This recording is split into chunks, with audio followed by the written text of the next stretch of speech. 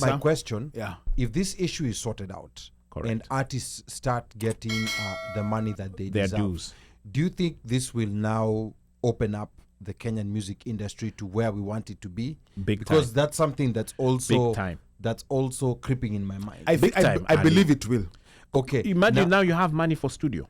Because that's a big thing. You have money for studio. Yeah. You can actually purchase and keep your own tracks, and it's not a producer who's keeping it and then making money off of it, and then in turn probably even getting paid off of those airplays. Because you're just the artist who you just need.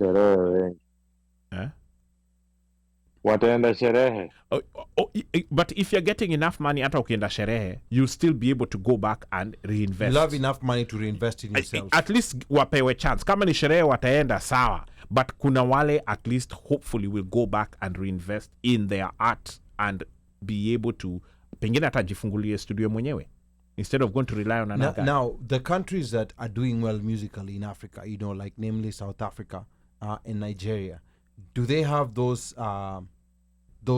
organizations in place, and are the artists collecting their money, or are they making their money in other different ways? That's something that I'll say this, before our subject matter expert chimes in. My belief is when you listen to the content that's coming out of there, even if you chime in, and chances are, like, if you listen to the radio stations, I believe that the systems have been set up to facilitate growth of those artists within. Yeah.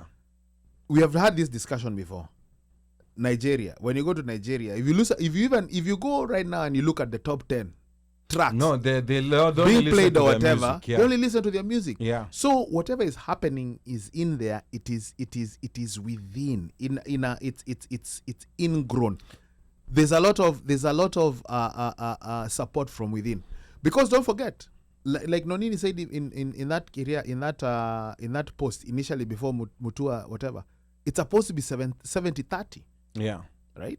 Yeah. How many times has Ali said, the day you go there and you find a Kenyan song top 10 in Nigeria, we can talk. Yeah. There's no way Diamond is going to headline in Nigeria. Yeah. No, never. Right? As big as Diamond is. As big as he is. Yeah. He he's goes not going and to take selfies in Nigeria. No. But he's not headlining. But when you have people like Akina Burna Boy headlining, was it Champions League? Mika, you can correct me. It was one of those big. League? Yeah, it was one of those. One of these big festivities. Unasikia. Sometimes even when you're listening to some of the games, in the EPL, Bundesliga, whatever, don't be surprised when you hear a Niger song. No, a West African song. Yeah, they've mastered that space. So it's a matter of, I think, like Omosh is saying, the more we invest, and then we reinvest. But when you think about it, a country like South Africa also, when you look at their productions, not only music, but even movies, it's very top-notch. It's very high quality. Like when you look at South African movies, for example, in Nigerian ones are hit or miss. There are some that are high quality and there are some that are ish. They consume their own product. They consume their own, yeah.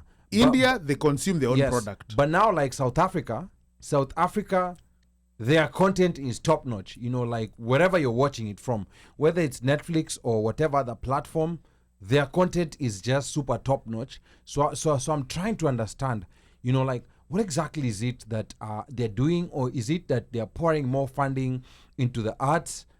Because when you remember, like Kings of Joburg, Shona Ferguson, oh my goodness, that series was just, like even by comparison by American standards, it was just way top notch. So those are the things. And then when you look at Kenya, for example, like even the acting space, they are still in startup mode.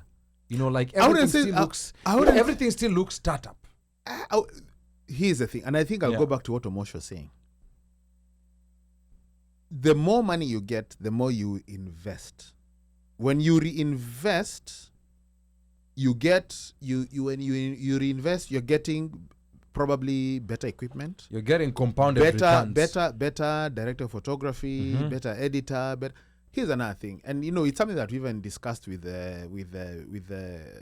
Balozi Big Ted. Like what he has tried to do. We have people in Hollywood, Kenyans in the Hollywood scene who go inside doing their thing, but we really don't. Maybe they're making moves. We don't know. But if they were making moves, we would be hearing of moves. A few movies have come out of the 254. Like 40 sticks. 40 sticks. Yeah, it was it 40 40 sticks. Nairobi Half-Life. There are certain movies that have come out. There's been some good movies. They have. But the more you reinvest and there are more opportunities, then you can find that probably people who are working even, let's say, in Hollywood are, director of photography. Because people just think director. No, they are writers, makeup artists, costume designers, production set managers, whatever. Some of those guys can go back and do an impact. And even local production, not necessarily just even English, because you find, like Kikuyus, I'm sure, like, I'm going to say, like, in the Kikuyu space, you've got someone called Mashangi. Mashangi is a comedian, whatever, does his thing, Kihejo. Most of these guys, if you're in that space, I'm sure, like, even in Luo Nyanza, you probably have artists, comedians, theater guys doing stuff. Those are the things, like, if it's people doing theater, those spaces. We've talked about music. Vernacular artists make a lot of money. Yeah, they do. From where? From MCSK? From no, locally. Like straight up. That's straight up. Not on collections. Besha.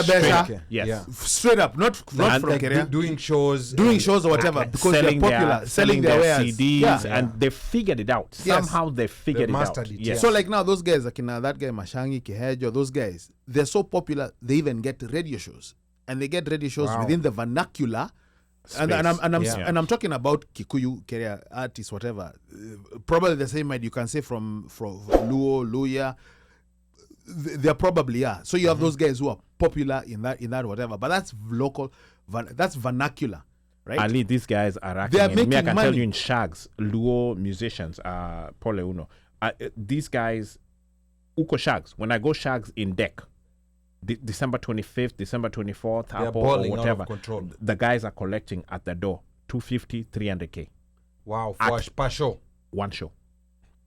Na huko imeshona na watu wanamngojea. And this like 20. So there's a guy who comes on the 24th. There's a guy who comes up on because 24th into 25th. There's a guy who figures 31st to first. Now, and it's standard. And these guys, Nuko too, they're not in Nairobi. Shags. Door collections. Umse anatoka na tufinje 300. Now imagine if those guys, that money that is being collected, they're guys who go to school to learn video editing, to learn video production, to learn lighting, to learn costume design or whatever it is, because we sort of want to emulate, but we want to produce better movies, better videos or whatever. If you do that, you get set designers. You get people who will design sets much better. You'll get people who will clothe guys much better. You'll get guys who will get more equipment, better equipment that will record in 4K, 8K, 16K, whatever K. Yeah. Right? And that way that when the stuff comes out and then people are coming out, they're either watching, they're streaming, they're buying. Again, someone like Abel, started up, Abel Mutua. Okay. Or Abel for the Chenjerian Abel. Yeah. But Abel Mutua comes out with a way you can sign up, right? And then in there, you sign up, you pay something. Then over there, people can producers, whatever, you can put in movies, Kenyan movies, whatever, Kenyan content or whatever, or like even Viusasa. Yeah. Once you subscribe, you just listen to it. Yeah. That's another way of even promoting and growing local. Because hopefully even that money comes in, those guys can get a little something. Now I think, okay, and this is again... And somebody over here sent me a text and, saying that laws, environment needs to allow investment in artists, just like stock investment. No, I mean, I agree with you.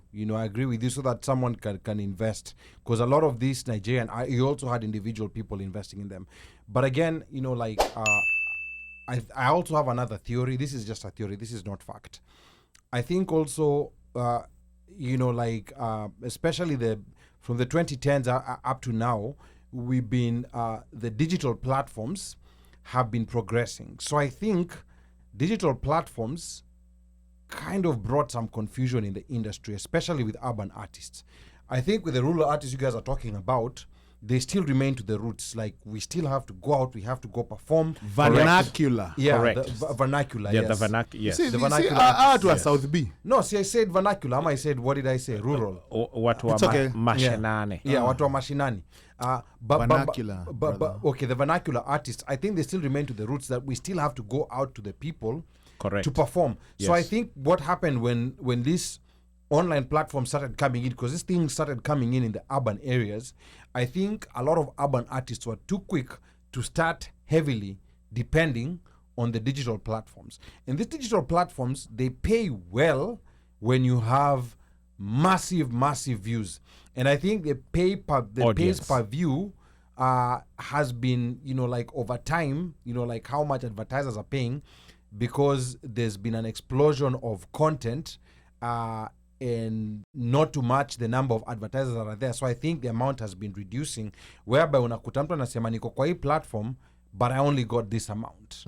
I only got this amount. Whereas you have these vernacular artists, they're still pounding pavement. Correct. They're out there, Yes. like performing, like being in touch with the community, meaning that hata kama kuna wedding, I know there's a wedding here, they'll probably invite me to perform. And I think that's what has worked for them, which I think for artists right now, you still have to pound pavement. I think in as much as the digital platforms are a source of revenue, Income, yes. but I think you still have to pound pavement, because that's what, even when you look at the Nigerian artists, they did a lot of pavement pounding. Yeah. No, I mean, you still have to pound pavement. Yeah. Is the basic structure, and which is not.